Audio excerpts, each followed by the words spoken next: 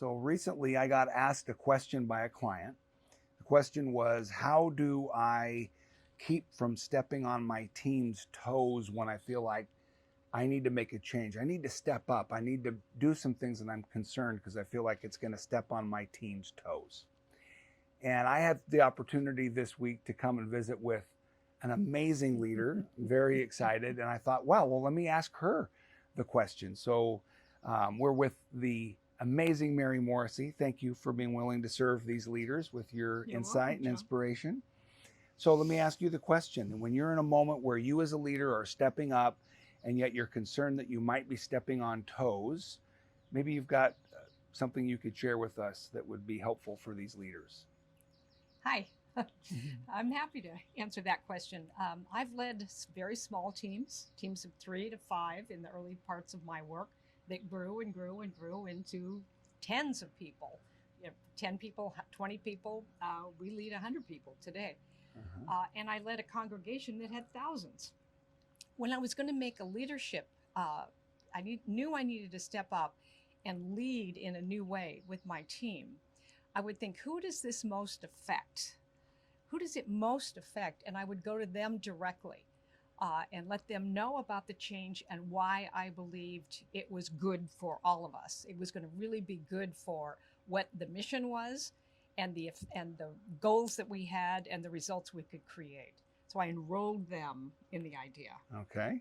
And that has really paid off over the years. Yeah, I love that question. So who is this going to affect? And then going to them. I think oftentimes that leaders might forget to think about that. So that's, I think, is an amazing tip. Thank you for sharing that.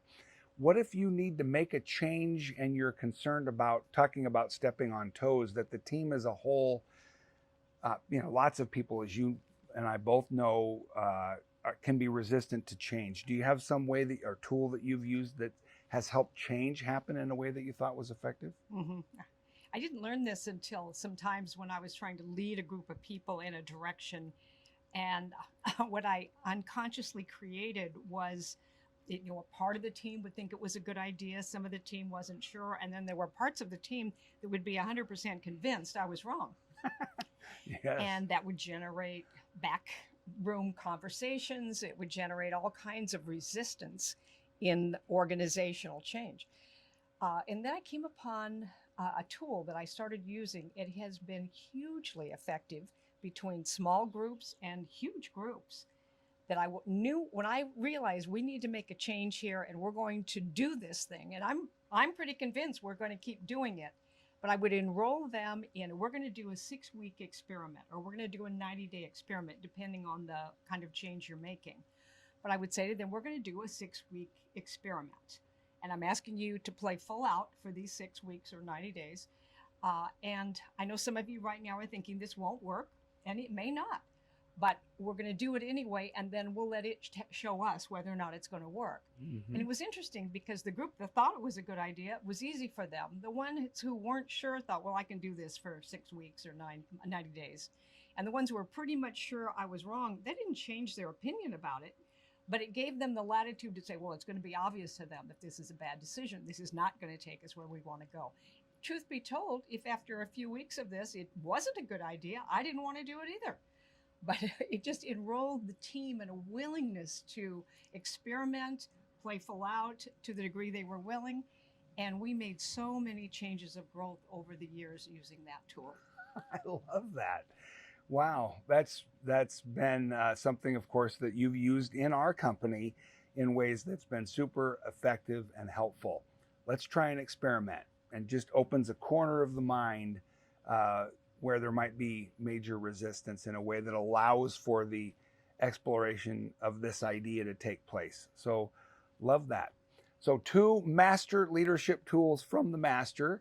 The first is to be aware of who this might affect whenever you're stepping up, changing things, and then go proactively and visit with them. I love that first tool. And the second one is, let's try an experiment. And that can open up the team and their minds to at least giving it a shot in a way that allows for the idea to fully manifest into whatever the result's going to be. Yeah, to do an experiment and then define the time the experiment is going to last. Awesome. So now it's your turn. We would love to hear how you step up in a way that helps people feel supported and cared about, even in a moment where they might feel like we're stepping on toes. How do you handle that? We want to hear from you. If you're new to our community, this has been Mary Morrissey and John Boggs of the Brave Thinking Institute. We want to say welcome. We're glad you're here. This is a place where transformational leaders gather to absolutely learn about a tool, a strategy, an idea that you can use to become a more effective leader. So if you would, go ahead and subscribe to this channel or the account. Share this video with those that you care about. And until next week, remember, think bravely And act boldly. All right, take care.